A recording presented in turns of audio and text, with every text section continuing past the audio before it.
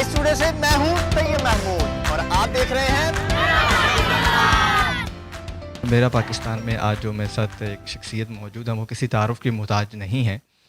26 साल का तजर्बा इनका सहाफ़त के अंदर है और इसके अलावा सबका सेक्रेटरी जो से लाहौर प्रेस क्लब और सबका ख़जानची लाहौर प्रेस क्लब रह चुके हैं और नेशनल और इंटरनेशनल अफेयर्स के अंदर इनकी काफ़ी गहरी दिलचस्पी है और इसके अलावा ये यूट्यूब चैनल को एक रन कर रहे हैं नेशनल इंटरनेशनल अफेयर्स के हवाले से। हमारे साथ आज मौजूद हैं शादाब रियाज साहब जो कि एक कैपिटल टीवी के अंदर एक ज़ंजीर अदल एक प्रोग्राम को होस्ट भी कर रहे हैं। हम आपके बहुत ही शुक्रगुजार हैं। अस्सलाम वालेकुम सर। अस्सलाम, क्या हाल है? कि आप एक सीनियर सहाफ़ी हैं, तो आपके दौर में अच्छा सहाफ़त के हवाले से कौन सा दौर गुजरा है? बिस्मिल्लाहिर्रहमानिर्रहीम। देखिए, मैं अब आपको बताऊं अगर सच्ची बात तो शायद कुछ लोग ये कहें कि यार ये ज़्यादती हो गई है, लेकिन मेरे ख्याल में मीडिया के लिए सबसे अच्छा जो दौर है वो जनरल मुशर्रफ का दौर था, जिसमें इलेक्ट्रॉनिक मीडिया का जो है वो इंट्रोड्यूस हुआ, इलेक्ट्रॉनिक मीडिया आया। देखें, इससे पहले मैं ख़बरें अखबार में काम करता था। अखबारात में सैलरीज़ की मतलब जो आप समझ लें कि थोड़ी होती थी सैलरीज़। यहाँ पर जब टीवी चैनल आया तो उसमें मतलब सैलरीज़ भी ज़्यादा हुई, सहूलतें भी ज़्यादा हुई। पहले ये होता था कि अपनी बाइक पे लोगों ने फिरना है, रिपोर्टर ने, मैंने बड़ा अर्सा अपनी बाइक के ऊपर रिपोर्टिंग की है। लेकिन फिर जब टीवी आया तो फिर ये हुआ कि जी आपने शूट पे जाना है तो गाड़ी पे जाना है।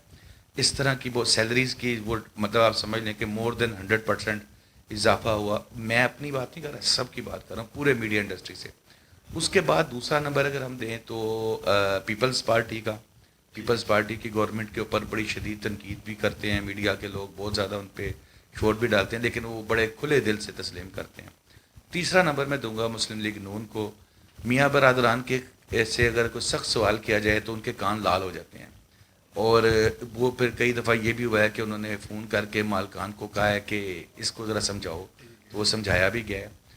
अब आखिरी नंबर में दूंगा पीटीआई की मौजूदा हुकूमत को, क्योंकि अब तो जान बचानी मुश्किल हुई है। जो मीडिया के साथ, हालांकि इमरान खान साहब के साथ तो मीडिया ने बहुत अच्छा किया है हमेशा, उनको यहाँ तक लाने वालों में जो है वो मीडिया है जो उनके हम क्या कहते हैं 72 घंटे उनके जलसे जुलूस खुद ड्यूटियाँ की हमने। जब ये धरना 2 था तो कई घंटे वहाँ बैठे रहना, और जैसे इमरान खान साहब कंटेनर पे है लाइव कट हो गया, छोड़।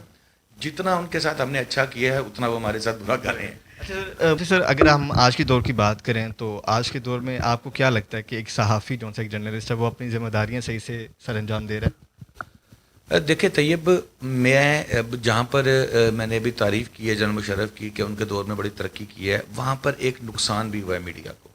वो नुकसान ये हुआ है कि जर्नलिज़म ख़त्म हो गया है। अब जर्नलिज़म नहीं हो रहा, अब तो सिर्फ ये कारोबार है। बिजनेसमैन हैं, मालकान हैं, उनको अपने बिजनेस से जो है गर्ज होती है।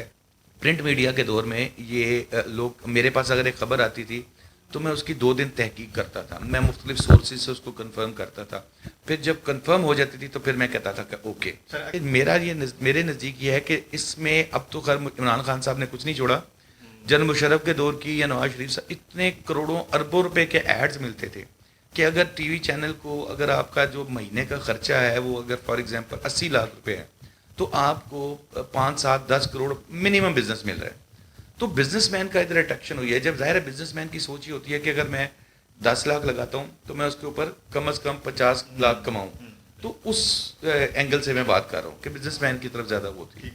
सर, अगर हम चैलेंजेस की तरफ आएँ तो माजी में एक सहाफ़ी को ज़्यादा चैलेंज का सामना था या आज के दौर में? अब मेरे ख्याल में मुश्किलात, जो प्रोफेशनल मुश्किलात हैं वो आजकल बहुत ज़्यादा हैं। जैसे मैंने आपको बताया कि पीपल्स पार्टी के दौर में बड़ा मीडिया, जो आप देखा होगा रहमान मलिक साहब के थे, उनकी वो डमी बना के मुंह काला करके, देखे ना, ये बर्दाश्त करने के लिए भी हौसला चाहिए। उन्होंने बर्दाश्त किया। ये उनकी बैक सुन रही है, मैं उन्हें पसंद करूँ ना करूँ, लेकिन उनकी बैक सुन रही है। पीपल्स पार्टी बर्दाश्त में इनमें सबसे आगे। मियाँ साहब के कान लाल हो जाते थे, प्रेस कॉन्फ्रेंस में 2 सख्त सवाल करो तो कान लाल होते हैं, और कान लाल देख के हमें समझ आ जाती थी कि हमसे पहले सुनिया जो है ना हमारे दफ्तर में पहुंच गया होगा मालकान को। सर, आपका माशाल्लाह काफ़ी सालों का तजर्बा है, तो आपने अवाम के अंदर और कानून के हवाले से भी आपको काफ़ी नॉलेज है, तो अवाम और कानून के अंदर आपने ताल्लुक़ को कैसे देखा? یہ بڑا مشکل سا سوال ہے. افتخار محمد چودھری صاحب چیف جسٹس آف پاکستان تھے. ایک بہت زیادہ ہوپ بنی تھی، جیسے عمران خان صاحب کی بار پہ ہوپ بنی تھی، اس طرح ان کی بار پہ بھی ہوپ بنی تھی. عام آدمی، میں نے ان کے ساتھ تمام جتنی بھی یہ تحریک چلی ہے ان کے ساتھ کور کیے ہے، ان کے بالکل شانہ بشانہ کور کیا ہے اس کو. اور اس کے اندر یہ ہوتا تھا کہ لوگوں کی نا ایک ہوپ بن گئی تھی کہ یار عدلیہ میں انصاف. اور اس وقت جو عمران خان صاحب نعرہ لگاتے تھے، جس سے اب وہ ان کو یاد بھی نہیں ہوگا، کہ اگر آپ کی عدالتیں ٹھیک ہو جائیں تو آپ کا سارا نظام ٹھیک ہو سکتا ہے. ہمیں ایک امید بن گئی تھی کہ یار عام آدمی کو یہ امید بن گئی تھی کہ اب ریلیف ملے گا.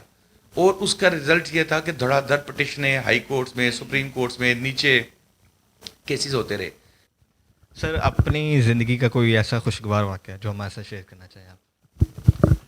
دیکھیں خوشگوار واقعات بہت سے ہیں. مطلب میں جب ہم نے سٹارٹ کیا تھا آج ٹی وی سے، اور چند لوگ تھے ہم جو پرنٹ میڈیا سے الیکٹرانک میڈیا میں آئے تھے، تو وہ ایک بڑا زبردست خوشگوار آپ سمجھ لیں کہ وہ تھا. پھر اس کے علاوہ ایک اور خوشگوار واقعہ تھا جب بول چینل آیا. تو اس وقت عام میڈیا کے جو لوگ ہیں نا، ان کے دماغ میں ایک بات تھی کہ جو بول میں چلا جائے گا وہی جرنلسٹ ہے، باقی کوئی نہیں ہے. لوگ سفارشیں کراتے تھے، لوگ زور لگاتے تھے. الحمدللہ میں اس ٹیم میں تھا جو انہوں نے کورٹ ٹیم بول کی سلیکٹ کی. لیکن پھر وہاں جا کے جو ہمارے ساتھ ہوا، 6 مہینے انتظار ہی کرتے رہے کہ کوئی پیسے مل جائیں. لیکن کیونکہ شعیب شیخ صاحب کو اریسٹ کر لیا گیا، وہ بھی اب ایک الگ سٹوری ہے. ان کو اریسٹ کیا گیا کیونکہ وہ ایک بڑا چینل لانا چاہ رہے تھے. تو کئی لوگوں کو یہ برداشت نہیں تھا کہ ان کی مینوپلی ٹوٹے. وہ مل ملا کے ان کو جو ہے وہ اندر کرا دیا تھا. تو اس کی وجہ سے شروع میں خوشگوار تھا اور آخر میں پھر خوفناک ہو گیا تھا. سر کوئی ایک ایسی خواہش جو آپ پوری کرنا چاہتے ہیں؟ دیکھیں میری اس وقت تو سب سے بڑی خواہش یہ ہے کہ میڈیا انڈسٹری ایک مرتبہ پھر جو ہے وہ اپنے بوسٹ پہ جائے. اور جو سیلریز ہیں جو پہلی کی پہلی، مطلب میری ایک اپنی بڑی خواہش ہے کہ سیلریز پہلی کی پہلی ملنا شروع ہو جائے، اور کم از کم 5-6 سال تک پہلی کی پہلی سیلری ملتی ہے میری. ٹھیک ہے سر. ہمارے پروگرام کا ایک کامن کویسچن ہے کہ میرا پاکستان آپ کے لیے کیا اہمیت رکھتا ہے؟ بسم اللہ الرحمن الرحیم. دیکھیں میں سب سے پہلے میں کہوں گا پھر وہی کہ پاکستان ہے تو میں ہوں، آپ ہیں، میں اینکر بھی ہوں، آپ بھی ہیں، بیورو چیف بھی ہیں. پاکستان خدا نہ مطلب ہمارے اکثر میڈیا کے جو دوست ہیں، جو جرنلسٹ دوست ہیں، وہ کہتے ہیں کہ یار کہ جرنلسٹ کی کوئی باؤنڈریز نہیں ہے، جرنلسٹ کا کوئی ملک نہیں ہے. لیکن میں بالکل اوپنلی کہتا ہوں کہ میرے لیے سب سے پہلے پاکستان ہے. اللہ نہ کرے مجھے کبھی خدا نخواستہ کوئی ایسی خبر ملے جس سے مجھے پتا ہو کہ پاکستان کی سالمیت کو نقصان ہوگا، میں وہ خبر کبھی بھی نہیں دوں گا. ڈان لیگز کے حوالے سے جیسے وہ چلی تھی، میں نے اس میں کھل کے بات کی، کیوں دی تھی خبر انہوں نے. دیکھیں پاکستان ہے تو میری بھی چدراہٹ ہے، آپ کی بھی چدراہٹ ہے. اللہ نہ کرے، اللہ نہ کرے، اللہ نہ کرے میرے منہ میں خاک، خدا نہ خواستہ پاکستان کو کچھ ہوتا ہے تو ہم لوگوں کو اتنے چھتر پڑیں گے کہ آپ سوچ بھی نہیں سکتے. اچھا سر، آج کل کرونا کو لے کر ایک جو بڑی وبائی مرض پھیل رہی ہے، احتیاطی تدابیر کے حوالے سے ہماری آڈینس کو کچھ بتا دیتے. دیکھیں آج کل تو آپ کے صدر مملکت، وزیر اعظم، منسٹرز، ڈاکٹرز، تمام لوگ اس چیز کے اوپر فوکس کر رہے ہیں. وہ بتا رہے ہیں، صبح شام ٹی وی چینلز بتا رہے ہیں کہ یہ پریکاشنز لیں. یہ ایک سمجھ لیں کہ ایک وبا ایسی ہے جو امتحان ہے. اس میں ہم نے ثابت کرنا ہے کہ ہم ایک مضبوط قوم ہیں. اس میں سب سے بڑی چیز جو ہمارے ساتھ، اگر میں گھر میں سپورٹ کر سکتا ہوں کہ میں 15 دن کا، مہینے کا راشن رکھ لوں، تو مجھے یہ نہیں خیال کرنا چاہیے، مجھے یہ دیکھنا چاہیے کہ میرے سامنے والا، میرے ارد گرد والا کیا وہ اس قابل ہیں. میں اگر نہیں ہے تو میں ان کی میکسیمم سپورٹ کروں. کیونکہ اس وبا سے، اس کرونا سے لڑنے کے لیے ہمیں تمام سیاسی، ہمیں تمام مفادات چھوڑ کے ایک پیج پہ آنا پڑے گا. جو اصل فلاحی ریاست ہے، جس کا کانسیپٹ ہے ایک دوسرے کا خیال رکھنا، ریاست کی ذمہ داریاں، میری ذمہ داری، آپ کی ذمہ داری، ہمیں وہ پوری کرنی چاہیے. یہ وقت ہے اور کرونا سے انشاءاللہ ہم جیتیں گے. سر آپ ایک یوٹیوب چینل بھی رن کریں، اس حوالے سے بھی تھوڑا سا ہماری آڈینس کو بتا دیں کہ اس حوالے اس میں کیا کیا چیز ہے اور کیا اسپیشلٹی اس میں. جی بالکل. میں عدل کے نام سے ADAAL عدل ٹی وی کے نام سے جو ہے وہ ایک چینل جو ہے یوٹیوب چینل رن کر رہا ہوں. اب اس میں عدل کا نام اصل میں اس لیے رکھا کیونکہ میں نے کورٹ رپورٹنگ کی ہے ساری زندگی، تو اس سے مجھے ملتا جلتا اچھا نام لگا تھا. اس میں ہماری کوشش یہ ہوتی ہے کہ ابھی تک کہ میں لوگوں کو تھوڑی سی لائٹ چیز دیکھو، رپورٹس دکھائیں، کچھ ڈفرینٹ چیزیں ہیں، کوئی کوکنگ شوز. پھر اب آگے فیوچر میں پلان کر رہا ہوں کہ ایک اپنا بھی تبصرہ ٹائپ جو ہے وہ تھوڑا سا اظہار خیال کہ جی یہ ہو رہا ہے، اس میں کیا ہونا چاہیے کیا نہیں ہونا چاہیے، اس ٹائپ کا پروگرام سٹارٹ کروں. میں بلکہ لوگوں سے آپ کے بھی جو سبسکرائبرز ہیں ان سے ریکویسٹ کروں گا کہ ہمیں بھی سبسکرائب کریں اور انشاءاللہ مایوس نہیں کریں گے. سر آپ نے ابھی کورٹ رپورٹنگ کی بات کی، تو کوئی ایک ایسا کیس جو آپ کو رپورٹنگ کرنے میں آپ کو بہت مشکلات آپ کو دیکھنے میں آپ کو؟ نہیں، اللہ کا شکر ہے مشکلات تو کبھی بھی نہیں ہوئی، لیکن مزہ جو تھا وہ جو ایک آپ سمجھ لیں کہ یادگار، وہ کائٹ فلائنگ کیس تھا. چیف جسٹس تھے افتخار چودھری، جسٹس خلیل الرحمان رندے صاحب تھے، یہ پورا بینچ جو ہے وہ اس پہ سن رہا تھا اور ہم صبح صبح جا کے وہاں کھڑے ہو جاتے تھے کورٹ میں، پھر ہم نے بیٹھ جانا. پھر وہاں پر یہ ہوتا تھا کہ جو جیو چینل کے میرے بڑے پیارے دوست ہیں امین حفیظ صاحب، وہ بھی ایک دو دفعہ کورٹ رپورٹنگ کرنے آ گئے.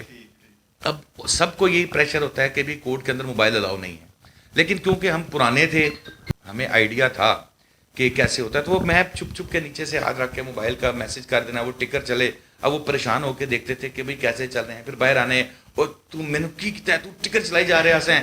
تو ہم نے ان کو نہیں بتایا کہ بھئی ہم کیسے کر رہے تھے. تو اس طرح کی چیزیں ذرا ایک یادگاری جو ہے نا